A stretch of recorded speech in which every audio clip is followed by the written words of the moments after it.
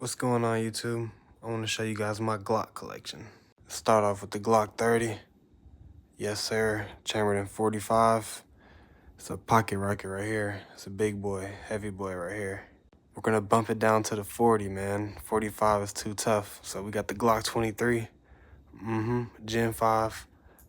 Green beam on there with the light. Let's go.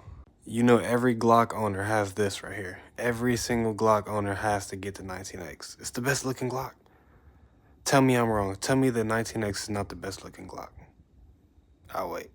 And if you have the 19X, you gotta get the 43X. Good little concealed carry. You know what I'm saying? Short carry or something. That's my Glock collection. Which one should I add next?